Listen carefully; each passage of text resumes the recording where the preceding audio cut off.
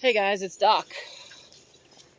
Just wanted to give you guys a follow-up, talk a little bit about some rural life, especially some old world life. So here we are.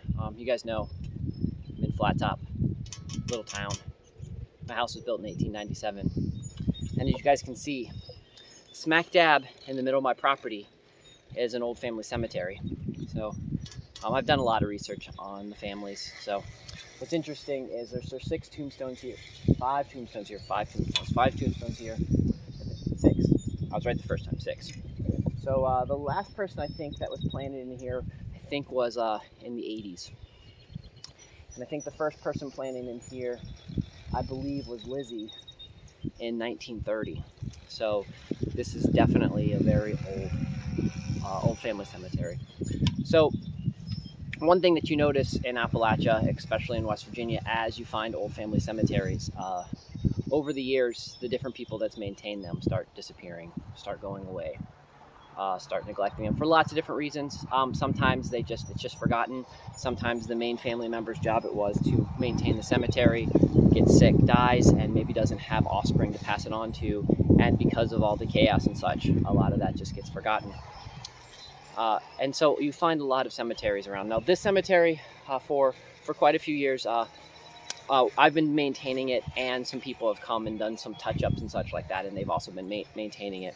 It's kind of not been maintained for, well, besides me doing it, it hasn't really had a whole lot done for, I don't know, the last couple of years. It's actually all irrelevant. One of the important things I think that's important with cemeteries is to preserve them, and so that's why I'm out here today. I'm out here just cleaning up the cemetery. It's a beautiful day. I want to get some more scythe practice in, so I've got my brush scythe. So I'm in here practicing my brush scythe because I can get a nice clean cut. Plus, then after that, I can scoop up all the grass and such, and then utilize the grass for my composting, utilize the grass for my bunnies and chickens, and then whatever's left over, like stuff I might not want to give to the bunnies and chickens, I can then just put into, I can put into my gardens and such like that with the roost drought. But I thought some of you like to know what I do on an everyday basis, and like how interesting my life is, and just how it's really different than when I was a city kid or when I lived in the suburbs, and things that I never thought I'd be doing. I never thought that I would have a scythe in a cemetery. You know, kind of has this Grim Reaper feel. Kind of understand now. I'm going to look in more into this, and if it is a good story, we'll do a live stream story night about how the Grim Reaper is linked to cemeteries. But my guess is being in here and scything in the cemetery, I think that might have a link someplace. So not sure yet, but right now it feels like a link to me. So that's why I'm doing this. So I'm gonna go back up there. I'm gonna get a couple swipes, just so you know. Don't follow my technique. I have not mastered this yet. I've only had this scythe for about a year and a half. Still haven't mastered my my way to do it yet. I actually broke a blade because I haven't mastered it. Like, I broke a blade earlier this year because, you know, I hit a rock and didn't think anything about it. But I'm gonna go up there, do a couple swipes, come back down, and talk to you guys for a minute. We're gonna talk a little bit about some other future stuff, show you a quick little view, and I'll be right back.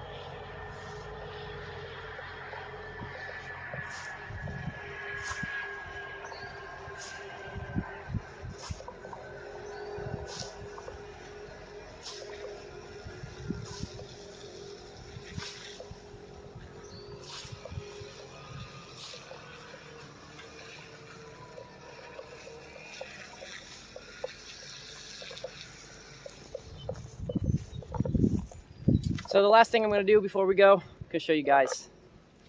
Got your sharpening stone. You guys know with weed whackers, you need to change out the string. Precise. You need to sharpen the blade.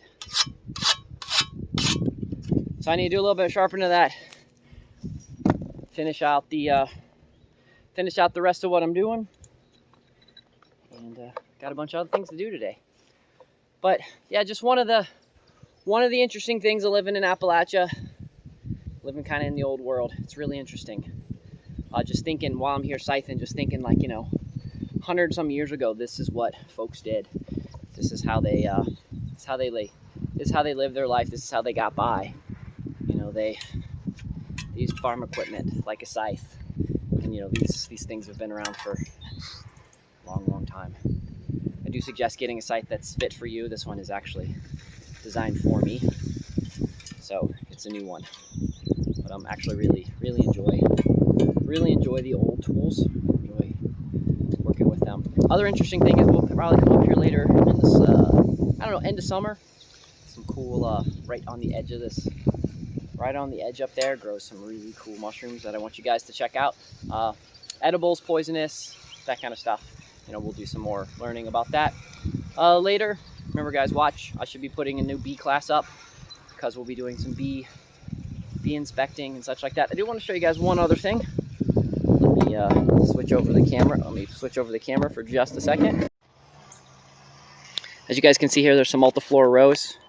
I'm going to let it stay blooming because I think it's really cool that it chose to live between the two cemetery plots. I'm going to trim it up a little bit, make it look nice. And then when the blooms are all done, I'll probably trim it back or maybe even get rid of it. Because, a lot of people don't like Multiflora Rose. But I love Multiflora Rose. I try to keep it on all of my fence lines. So you've got to see there. You got it growing across the edge of the pond.